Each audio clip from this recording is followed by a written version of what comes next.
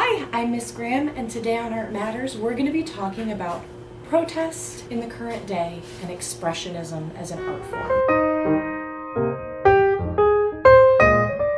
Hey everybody, so I know I said that I was going to post probably on Thursday. Well, Thursday kind of came and went.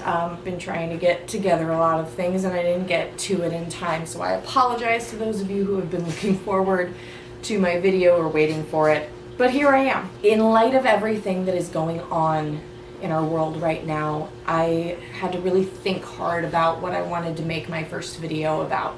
I was gonna do something basic like simple steps in how to use watercolors or something simple like that, but I feel like, given everything that's going on in our world right now, it just didn't feel appropriate. I wanted to make sure that whatever I did for this video, it mattered, because art matters. And right now we've got a lot going on in the world, and art can be for a lot of different reasons, but one of what I think is the most important reasons is using it for expression, for feeling, for communicating ideas and thoughts and opinions. And right now there's a lot of feelings spreading around our world and around our cities and states, in our nation. No matter what age you are or what demographic you are from, you are feeling. And because of that, we're going to talk about how art can relate to that. And I know that for some of you that might not seem like the most important thing, but I want to remind you, art is one incredible way to express. And right now we've got people telling us how to feel, or what's okay or not okay to feel or think or express and talk about. No matter what you feel or who you are, your feelings are valid.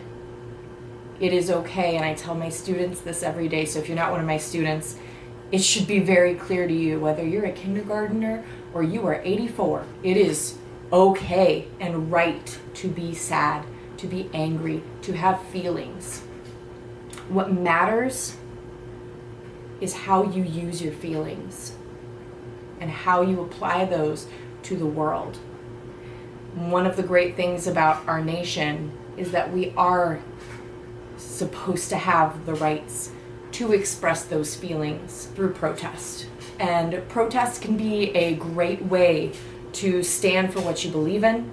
It can be a great way to express a feeling or to tell other people in mass about something that's important to you. And sometimes we can't always do that with words. Art can be a really great way to express yourself if you can't find the words to say.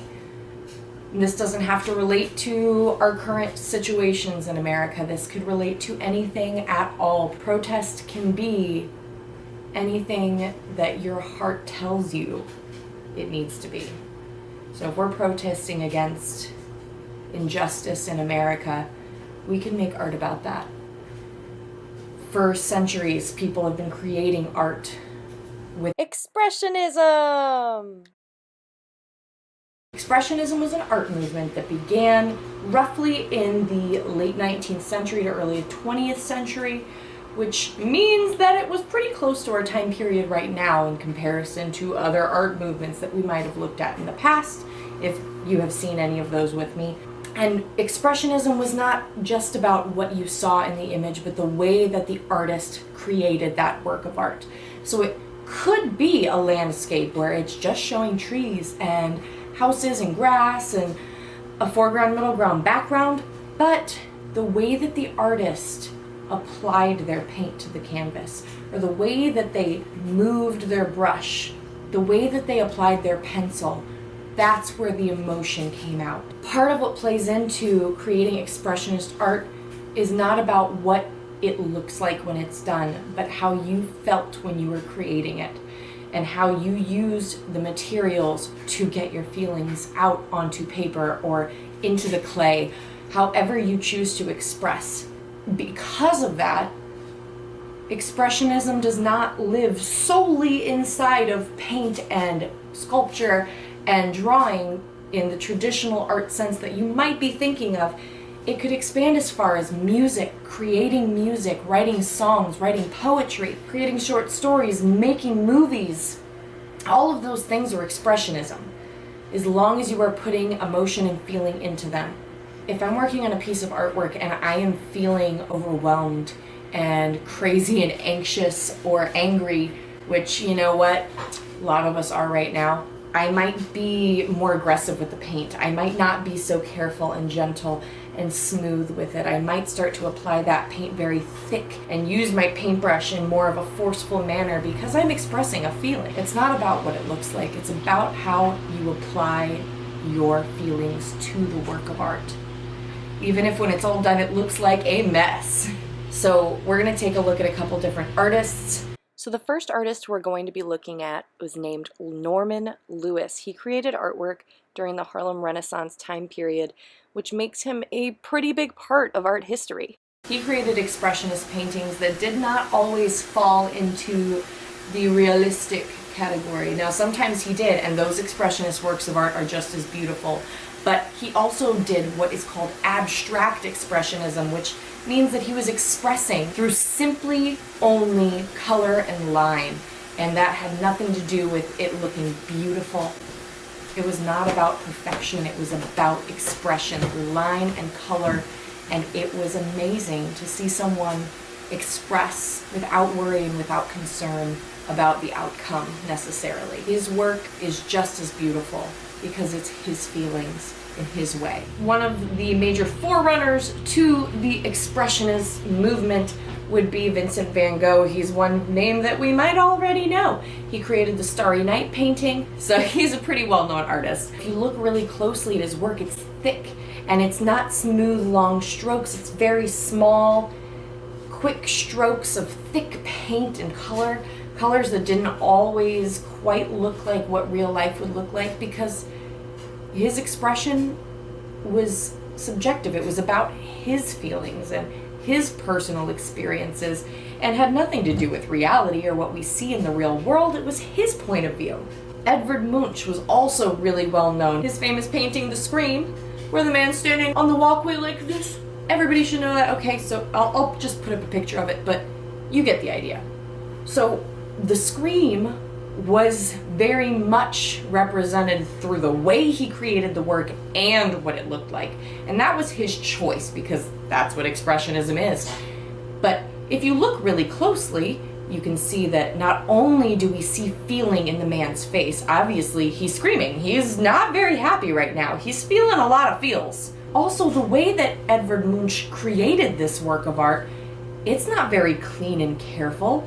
It's very quick. If you look carefully, I mean, it's not super detailed.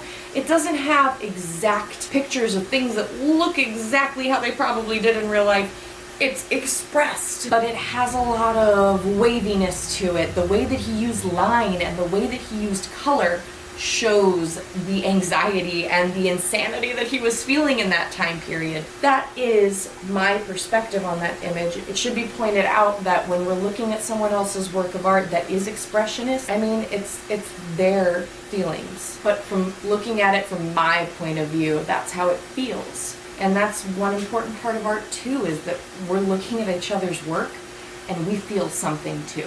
And that is where art makes a difference. I should also point out that this is just one stance that one can take with art. There are a variety of stances, meaning that there are a lot of different ways that people can say, this is art. Art doesn't have to be something that expresses emotion for everybody. This is just one version of that. So keep that in mind. You can have your own opinions. I'm not telling you how to feel. And if we move on, we can also look at artists like Jean-Michel Basquiat, who created more of a street art graffiti style work. That was his expression, that was his way of creating. It's also called Primitivism, which simply means that the work he's creating is more simplified. It's more primitive in the way that he's making. So it's not meant to look realistic, it's meant to show feeling and emotion. And most of his work is about racism and oppression in America and worldwide. Many of his artworks showed his simplified version of black men wearing crowns, and the crown was the real focus of these artworks because he was showing this as a symbol. He wanted to express that more than the color of their skin, they're intelligent, they're capable. Him expressing that made an immense impact in not only the art community, but in the communities that he came from and that took his work. I'm showing you this and explaining this to you because I want you to remember that your voice is important.